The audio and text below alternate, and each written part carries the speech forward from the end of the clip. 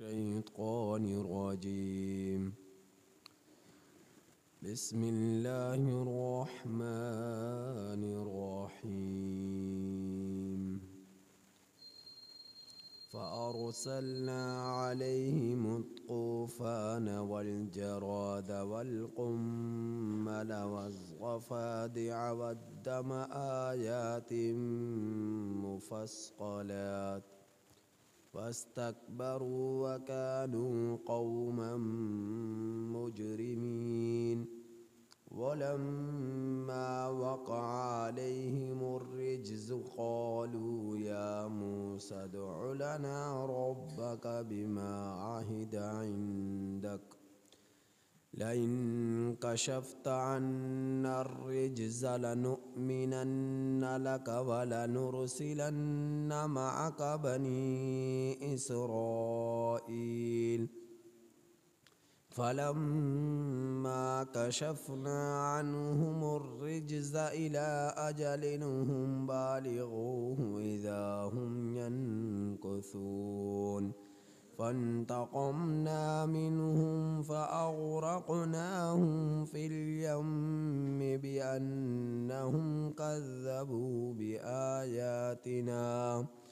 بأنهم كذبوا بآياتنا وكانوا عنها غافلين. وأورثنا القوم الذين كانوا يستضعفون مشارق الأرض ومغاربها التي باركنا فيها. وتمت كلمة ربك الحسنى على بني إسرائيل بما صبروا ودمرنا ما كان يصنع فرعون وقومه وما كانوا يعرشون. یہ سورۃ الاعراف کی آیت نمبر 133 تا 137 آپ حضرات کے سامنے تلاوت ہوئی۔ ان آیات کریمہ کا ترجمہ کچھ پہلے اور تفسیر ہو چکی تھی۔ مزید ترجمہ ملاحظہ فرمائیے۔ فَأَرْسَلْنَا عَلَيْهِمُ الطُّوفَانَ، سو ہم نے بھیجا ان لوگوں پر طوفان اور ٹڈی کا عذاب اور جوؤں کا عذاب اور مینڈک کا عذاب اور خون کا عذاب، یہ کھلے کھلے معجزات تھے۔ فاستکبروا، سو ان لوگوں نے تکبر کیا۔ وکانوا قوما مجرمین، وہ لوگ مجرم تھے۔ ولما وقع علیہم الرجز، اور جس وقت ان لوگوں پر عذاب واقع ہوا، یہ لوگ کہنے لگے اے موسیٰ ہمارے لیے اپنے رب سے دعا کیجیے اس چیز کی جو اس نے تیرے ساتھ عہد کر رکھا تھا، البتہ اگر تو نے ہم سے عذاب کو ہٹا دیا تو ہم ضرور تجھ پر ایمان لے آئیں گے، اور ہم ضرور تیرے ساتھ بنی اسرائیل کو بھیج دیں گے۔ پھر جس وقت ہم نے ان لوگوں سے عذاب کو ہٹا دیا ایک مدت تک جس کو یہ لوگ پہنچنے والے تھے، اچانک یہ لوگ عہد کو توڑتے تھے، سو ہم نے ان لوگوں سے انتقام لیا۔ پھر ہم نے ان لوگوں کو غرق کر دیا دریا میں، اس وجہ سے کہ ان لوگوں نے ہماری آیات کو جھٹلایا اور تھے وہ لوگ ان آیات سے غافل۔ اور ہم نے وارث بنایا ان لوگوں کو جو کمزور سمجھے جاتے تھے، مشارق الارض، اس زمین کے مشرقی اطراف میں، ومغاربہا، اور اس زمین کے مغربی اطراف میں، التی بارکنا فیہا، ہم نے اس میں برکتیں رکھی، وتمت کلمۃ ربک الحسنی، اور مکمل ہو چکی تیرے رب کی اچھی بات، علی بنی اسرائیل، بنی اسرائیل پر، بما صبروا، اس وجہ سے کہ ان لوگوں نے صبر کیا، ودمرنا، اور ہم نے ملیا میٹ کر دیا، ما کان یصنع، وہ اس چیز کو جس کو بناتے تھے، فرعون وقومہ، اور اس کی قوم، وما کانوا یعرشون، اور جو یہ لوگ چھت پر چڑھاتے تھے، جو یہ لوگ اوپر چھت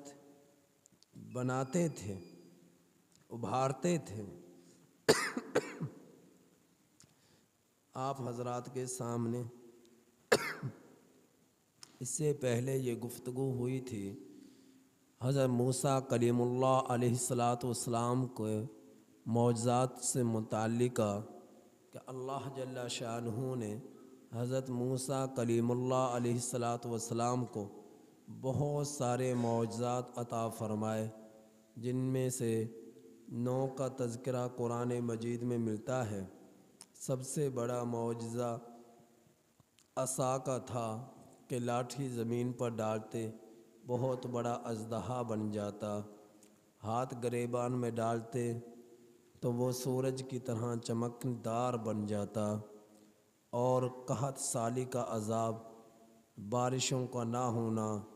کھیتی باڑی کی پیداوار کا ختم ہو جانا، اور پھلوں کی کمی کا عذاب۔ اور پھر اللہ جل شانہ نے ان لوگوں پر عذاب بھیجا کہ ان پر طوفان آیا۔ طوفان کے ایک تفسیر یہ کی گئی، طاعون کی بیماری آئی جس سے لوگ بیک وقت ہزاروں کی تعداد میں مرے تھے، اور دوسری تفسیر کہ تیز و تند ہوا آئی جس سے یہ برداشت نہ کر سکے، اور تیز و تند ہوا نے ان لوگوں کو تباہ کر دیا، برباد کر دیا۔ اور والجراد، ٹڈی کا ان لوگوں پر عذاب آیا کہ ٹڈی ایسی آفت تھی، ٹڈیوں کا ایسا عذاب تھا، نہ انہوں نے درختوں کو چھوڑا، نہ انہوں نے کھیتی باڑی کو چھوڑا، نہ انہوں نے بوٹے پھلوں کے چھوڑے، کسی چیز کو نہ چھوڑا، حتیٰ کہ گھاس تک زمین پر نظر نہ آتی تھی، اس قدر شدت کا عذاب آیا۔ اگلی نشانی والقمل، جوؤں کا عذاب تھا کہ پورے جسم میں جوؤں کی بھرمار تھی، ایک جو مارتے 4 پیدا ہو جاتی، خارش ہی کرتے رہتے تھے۔ قمل کی ایک تفسیر یہ کی گئی کہ ان کے غلے، اناج، چاول وغیرہ میں سسری پیدا ہو گئی، گھن لگ گیا، جس سے ان کے گندم تباہ ہو گئی، جس سے ان کے چاول تباہ ہو گئے۔ تو قمل کے 2 تفسیریں کی گئی، ایک جوؤں کا عذاب اور ایک کھانے پینے کی اشیاء میں گھن کا لگ جانا۔ والضفادع، اور مینڈک کا عذاب ان لوگوں پر آیا، یہ لوگ کھانا کھانے بیٹھتے، ان کے کھانے میں عذاب، یہ جو مینڈک ہوتے یہ منہ کھولتے، ان کے منہ میں مینڈک جاتا، پورے جسم پر، پوری زمین پر مینڈک ہی مینڈک ہو چکے، ہر سمت مینڈک تھے، تو یہ ان لوگوں پر عذاب آیا۔ اور والدم، اور خون کا عذاب، کہ یہ لوگ کھانے میں ہلدی کی جگہ پر زعفران کا استعمال کرتے، عمدے کھانا بنایا کرتے تھے، تو ان لوگوں کے کھانا جب تیار ہو جاتا، یہ اسے کھانے لگتے تو ان کا کھانا خون بن جاتا، یہ دودھ پیتے، دودھ خون بن جاتا، یہ پانی پیتے، پانی خون بن جاتا، یعنی ہر چیز خون کی شکل اختیار کر جاتی۔ تو یہ ان پر عذاب آیا۔ یہ کھلے معجزات تھے جو میرے رب نے حضرت موسیٰ کلیم اللہ علیہ السلام کو عطا فرمائے، لیکن نتیجہ کیا نکلا کہ ان لوگوں نے، ان بدبختوں نے، فرعون اور اس کی کابینہ نے، اس کے لوگوں نے بجائے یہ کہ ان جو ہے نشانیوں کو دیکھ کر ایمان لاتے، یہ لوگ مزید ضد پر اڑ گئے اور کفر پر جمے رہے۔ ان لوگوں نے تکبر کیا اور یہ لوگ مجرم تھے، گناہ گار تھے۔ تو یہ عذابات جو ان پر آئے وقفے وقفے سے آئے کہ ایک عذاب آیا، ایک نشانی ملی، اور تو ان لوگوں نے جب توبہ کی تو اللہ نے اسے ایک مدت کے بعد ختم کر دیا، اور پھر انہوں نے توبہ کو توڑا، پھر ان پر دوسرا عذاب آیا، پھر ایک مدت تک وہ رہا، پھر انہوں نے توبہ کی، میرے رب نے اس عذاب کو ان سے دور کر دیا، یہ پھر توبہ کو توڑنے لگے، پھر ان پر اگلا عذاب آیا۔ تو اس طرح یہ 9 نشانیاں ملی، 9 طرح کے عذابات حضرت موسیٰ کلیم اللہ علیہ السلام ان کے مقابلے میں آئے ہوئے فرعون، حامان اور ان کی کابینہ کے لوگ، ان کے جو ہے ان کی جو ہے فوج، ان کے لوگوں پر، اس کی قوم پر، سب پر یہ عذاب آئے، اور سب کے سب اس عذاب کے اندر شامل ہوئے۔ تو اللہ رب العزت فرما رہے ہیں جس وقت ان پر عذاب واقع ہوتا، یہ لوگ واقع ہوا، یعنی یہ 9 نشانیاں ملی، وقفے وقفے سے ان لوگوں پر عذاب آیا، تو یہ ان عذابات سے گھبرا گئے، پریشان ہو گئے۔ تو انہوں نے حضرت موسیٰ کلیم اللہ علیہ السلام سے کہا کہ آپ ہم سب کے حق میں دعا کیجئے کہ اللہ تعالی ہم سے اس عذاب کو دور کر دے۔ اگر اللہ نے ہم سے تیرے رب نے ہم سے اس عذاب کو دور کر دیا تو ہم تجھ پر ایمان بھی لائیں گے اور تیرے ساتھ بنی اسرائیل کو بھی بھیجیں گے۔ یہ کہا، لیکن جب ان سے عذاب ہٹا دیا جاتا ایک مدت تک جس کو وہ پہنچنے والے تھے، تو اچانک اس عہد کو یہ لوگ توڑ دیتے۔ تو اللہ تعالیٰ فرما رہے فَانْتَقَمْنَا مِنْهُمْ، سو ہم نے ان لوگوں سے انتقام لیا۔ انتقام کس طرح لیا کہ اللہ رب العزت نے موسیٰ کلیم اللہ علیہ السلام سے فرمایا، یہ فرعون، یہ حامان، ان کی کابینہ، ان کی فوج، ان کی قوم کسی بھی طرح ماننے کے لیے تیار نہیں ہے، یہ بڑے ضدی قسم کے لوگ ہیں، لہٰذا تم ایسا کرو، بنی اسرائیل میں جو کمزور ہیں، جو ایمان لانے والے ہیں، جو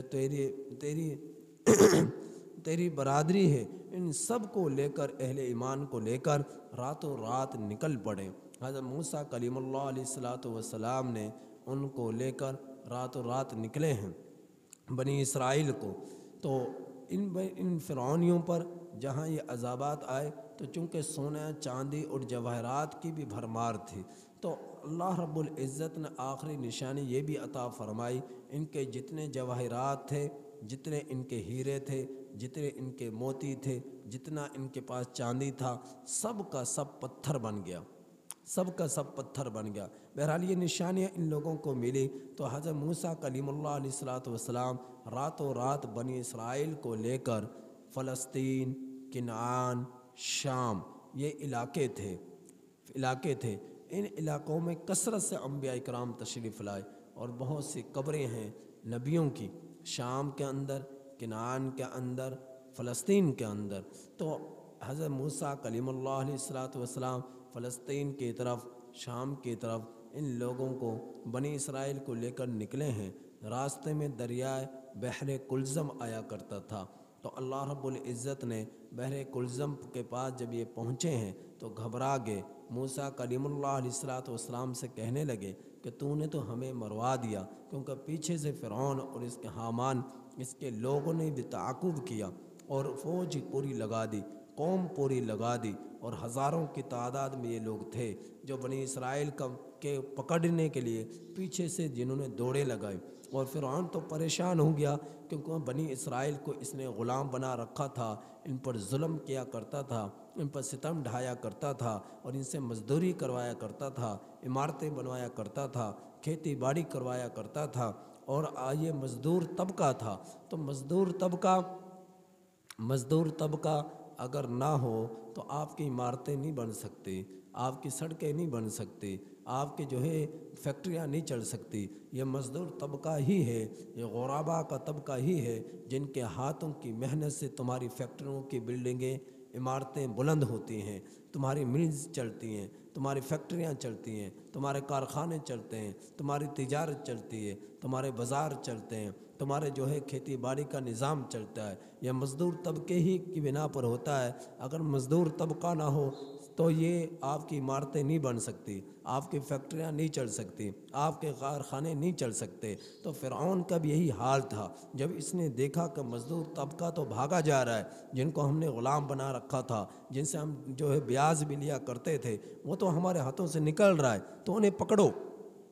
انہیں گرفتار کرو۔ تو فرعون اور اس کی کابینہ کے ارکان، اس کے لوگ بھاگے ہیں تاکہ بنی اسرائیل کو پکڑا جائے اور ان کو اپنا غلام ہی بنا کر رکھا جائے۔ لیکن میرے رب کی مدد اور نصرت آ چکی تھی۔ بحر کلزم میں 12 راستے میرے رب کے حکم سے بن گئے۔ حضرت موسیٰ کلیم اللہ علیہ السلام کو حکم ہوا کہ آپ دریا میں اپنی لاٹھی کو ماریے۔ جب لاٹھی کو دریا میں مارا گیا تو اللہ کے حکم سے دریا کی موجیں، دریا کی لہریں جو چل رہی تھی، وہ سب کی سب اپنی جگہ پر رک گئی اور 12 راستے خشکی پر مشتمل دریا کے اندر بن گئے۔ یہ 12 راستے کیوں بنے کہ حضرت یعقوب علیہ السلام کے 12 بیٹے تھے،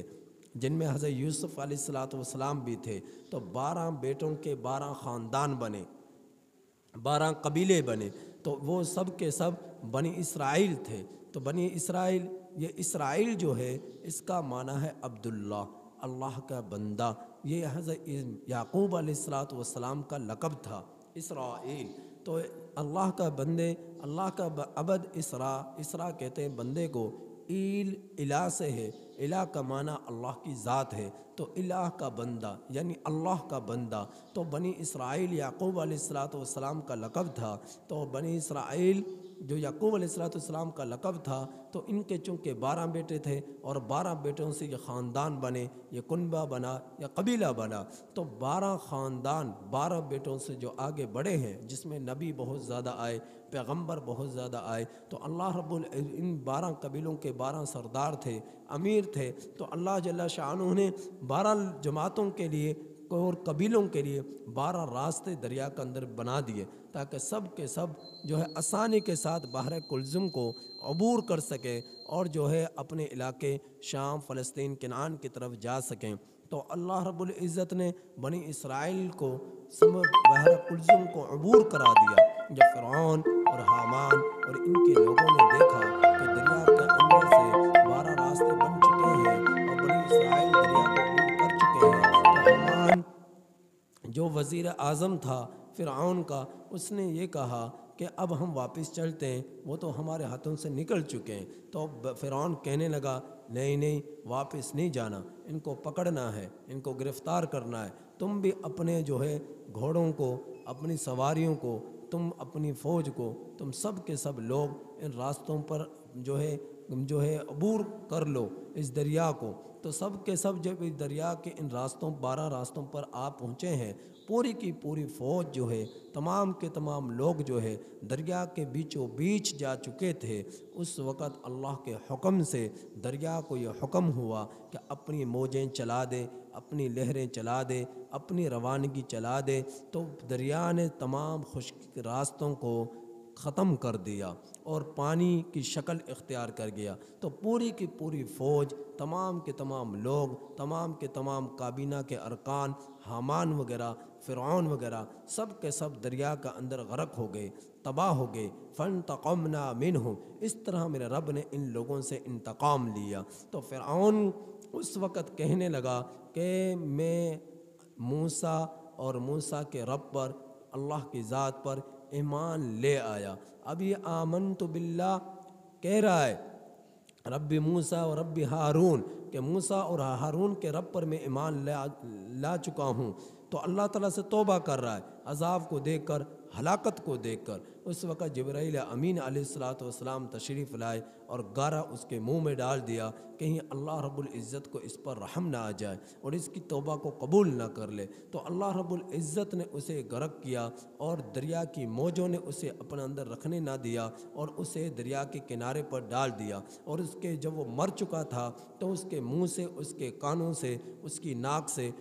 اور نہ جانے جسم کے کس حصے سے اس طرح پانی نکل رہا تھا جس جس طرح مٹکے سے پانی نکلا کرتا ہے، تو میرے رب نے اسے عبرت کا نشان بنا دیا، اور آج تک جو ہے مصر کے عجائب گھر میں اس کی لاش موجود ہے، اور اس طرح بہت سارے فرعونوں کی لاشیں مصر کے عجائب گھر میں موجود ہیں، جو عبرت ہے لوگوں کے لیے، دیکھنے والوں کے لیے، کہ جو ان کی لاشوں کو دیکھتے ہیں، جو ان کے جو دھڑوں کو دیکھتے ہیں، جو مردہ ہو چکے ہیں، تو ان سے عبرت حاصل کریں۔ میرے رب نے قیامت تک ان کو محفوظ رکھنا ہے، اور وہ محفوظ ہیں اسی طرح۔ تو اللہ رب العزت نے ان سے جو انتقام لیا اسی کا یہاں پر ذکر ہوا، فانتقمنا منہم، سو ہم نے ان لوگوں سے انتقام لیا، فاغرقناہم، سو ہم نے ان سب کو فی الیم، دریا کا اندر غرق کر دیا، بانہم کذبوا بآیاتنا، ان کو ساتھ ایسا معاملہ کیوں کیا گیا؟ اس وجہ سے کہ ان لوگوں نے ہماری آیات کو جھٹلایا۔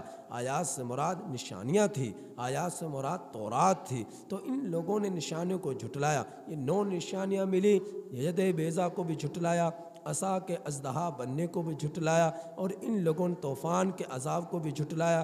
جوؤں کے عذاب کو بھی جھٹلایا، مینڈک کے عذاب کو بھی جھٹلایا، خون کے عذاب کو بھی جھٹلایا، اور اپنی آنکھوں سے دیکھا اپنے سونے چاندی ہیرے جواہرات کو پتھر بنتے ہوئے، ان کو اس سب کچھ کو دیکھ کر تکذیب کرتے رہے، اور اس طرح ہر دھرمی پر جمے رہے، اڑے رہے۔ تو اللہ رب العزت نے ان کو ساتھ جب انتقام لیا، پھر ان کو دوبارہ موقع نہ دیا، ان سب لوگوں کو ہلاک کر دیا، برباد کر دیا۔ کیوں ایسا کیا؟ وَكَانُوا عَنْهَا غَافِلِينَ، کیونکہ اللہ کے آیات سے غفلت برتتے رہے، معجزات سے دور بھاگتے رہے، جھٹلاتے رہے، اور جو ہے تکذیب کرتے رہے۔ تو اللہ تعالیٰ نے فرمایا وَأَوْرَثْنَا الْقَوْمَ الَّذِينَ، اور ہم نے وارث بنایا ان لوگوں کو، كَانُوا يُسْتَضْعَفُونَ، جو کمزور سمجھے جاتے تھے، یعنی بنی اسرائیل کو۔ کہاں کس چیز کا وارث بنایا؟ مشارق الارض و مغاربہا، اس زمین کے مشرقی اطراف کا، اس زمین کے مغربی اطراف کا، یعنی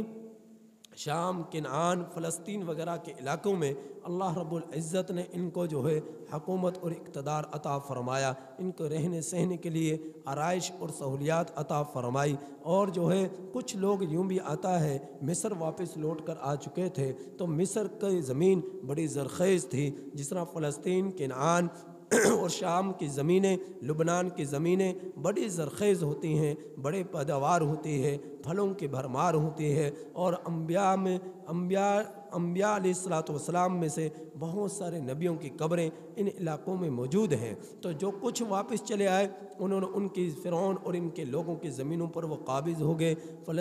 بنی اسرائیل، اور وہاں پر اچھی زندگی بسر کرنے لگے۔ اور جو ان میں سے کچھ واپس نہ آئے، وہ شام میں جا کر رہنے لگے، فلسطین جا کر رہنے لگے، کنعان جا کر رہنے لگے، لبنان جا کر رہنے لگے۔ اللہ رب العزت نے ان زمینوں میں، زمین کے ان ٹکڑوں میں، زمین کے ان حصوں میں برکتیں رکھی تھیں، اور برکتیں ایسی رکھی کہ زمین بھی زرخیز، پیداوار بھی زرخیز، پھلوں کی بھرمار، کھیتی باڑی اور کھانے پینے کی اشیاء کی فراوانی، یہ سب چیزیں ان علاقوں میں پائی جاتی تھی۔ تو اللہ رب العزت نے ان زمینوں میں، زمین کے اس حصے میں، ان علاقوں میں اللہ جل شانہ نے برکتیں رکھی تھی۔ وَتَمَّتْ كَلِمَةُ رَبِّكَ الْحُسْنَى، پوری ہو چکی تیرے رب کی اچھی بات، علی بنی اسرائیل، بنی اسرائیل پر، کہ جو وعدہ کیا تھا کہ تم صبر کرو ان کے مصائب پر، ان سے پہنچنے والی تکالیف پر، تمہارا رب ایک دن تمہیں ان سے نجات دلائے گا، اور تمہیں اقتدار عطا فرمائے گا، اور تمہیں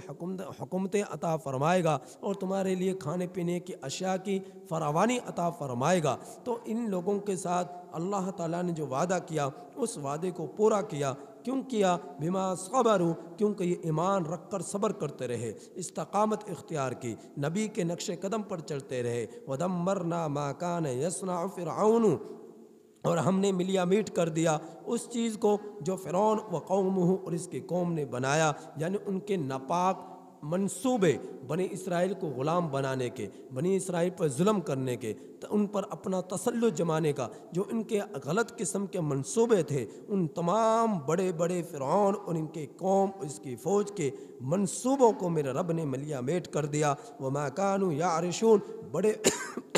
جس طرح کسی عمارت پر چھت بنائی جاتی ہے، بلند عمارت پر، اور چھت یقیناً اوپر ہوتی ہے، اسی طرح ان کے منصوبے بھی بہت اوپر ہوا کرتے تھے، بہت بڑے بڑے ہوا کرتے تھے کہ ہم نے ان سے غلاموں سے کس طرح کام لینا ہے، ہم نے ان مزدوروں سے کس طرح کام لینا ہے، ہم نے ان بنی اسرائیل پر کس طرح ظلم کرنا ہے، کس طرح ان پر تسلط جمانا ہے۔ تو ان کے بڑے بڑے جو منصوبے تھے، ان کو پکڑنے کے، ان کو گرفتار کرنے کے، ان سے مزدوری کرانے کے، ان سے ان کو غلامی والی زندگی دینے کے، اور ان پر اپنا تسلط اور اقتدار جمانے کا جو ان کے بڑے بڑے منصوبے تھے، میرے رب نے ان سب کو ملیا میٹ کر دیا۔ تو انسان جب توبہ کرتا ہے، تو جب حکمران جب توبہ کرتے ہیں اور جب ان پر کوئی مصیبت آتی ہے، پریشانی آتی ہے اور یہ توبہ کرتے ہیں، تو اللہ رب العزت آسانی پیدا کر دیتے ہیں۔ لیکن جو توبہ کو توڑتے ہیں تو اللہ رب العزت دوبارہ ان پر مشکلات کو پیدا کر دیتے ہیں۔ یہی حال ہم لوگوں کے ساتھ ہوتا ہے کہ جب ہمارے اوپر الیکشن کے دن آتے ہیں، سیاسی لوگ آتے ہیں، ہم سے بڑے بڑے وعدے کرتے ہیں کہ ہم یوں کر دیں گے، یوں کر دیں گے، اس طرح وطن کو چلائیں گے، اس طرح ملک کو چلائیں گے، اس طرح ملک کا خیال کریں گے، اس طرح ہم تمہاری ضرورتوں کا خیال کریں گے، اس طرح تمہارا احساس ہم اپنے دلوں میں بسائیں گے۔ لیکن جو ہی ان پر اقتدار آتا ہے، جو ہی ان کو اقتدار ملتا ہے، جو ہی ان کو حکومت ملتی ہے، فوراً یہ اپنے وعدوں سے پھر جاتے ہیں اور لوگ دیکھتے ہی رہ جاتے ہیں، لیکن اتنے بے حس ہوتے ہیں جب دوبارہ الیکشن کے دن آتے ہیں، پھر انہی لوگوں کے قدموں میں جا کر بیٹھ جاتے ہیں۔ نہ ہم خود ٹھیک ہیں، نہ ہمارے حکمران ٹھیک ہیں، نہ ہم خود اپنے آپ کو بدلنا چاہتے ہیں، نہ ہمارے حکمران اپنے آپ کو بدلنا چاہتے ہیں، جس کی وجہ کیا ہے کہ اللہ رب العزت نے اس دنیا کے اندر، اس زمین پر ہمارے لیے جینا عذاب کی صورت میں مشکل کر دیا، کیونکہ ہم نے اپنے رب کو بھی ناراض کر دیا، ہم نے اپنے آپ پر بھی ظلم کیا، اپنے رب کے ساتھ بھی ظلم کیا، اپنے رب کی نافرمانیاں کر کر، اپنے نبی کی زندگی سے دور بھاگ کر۔ تو جب تک ہم اپنے آپ کو نہیں بدلیں گے، حکمران نہیں بدلیں گے، جب تک ہم اپنے آپ کو درست نہیں کریں گے، یہ ملک درست نہیں ہوگا۔ جب تک ہم اپنے آپ کے اندر خشیت الہی پیدا نہیں کریں گے، ملک کے حکمران اپنے دلوں میں رب کا ڈر پیدا نہیں کریں گے۔ لہٰذا سب سے پہلے اپنے آپ کو درست کرو، اپنے آپ کو بدلو، اپنے من کے اندر پا جا سراغ زندگی، کسی کا نہیں بنتا تو نہ بن، کم از کم اپنا تو بن، اپنا تو خیال کر، اپنی زندگی پر اتنا ظلم نہ کر، اتنا ستم نہ ڈھا کہ موت کے بعد اسے اس کا ہرجانہ دینا پڑے اور اس کا سامنا کرنا پڑے کہ کس طرح تو نے دنیا کے اندر عیاشیاں کی تھی، اب موت کے بعد تیرا رب تجھے قبر کا سامنا، عذاب کا سامنا کرا رہا ہے، قبر میں تجھ پر اژدہے مسلط ہو رہے ہیں، قبر تیری تنگ ہو رہی ہے، پسلیاں تیری آپس میں مل رہی ہیں اور تو آہو پکار کر رہا ہے،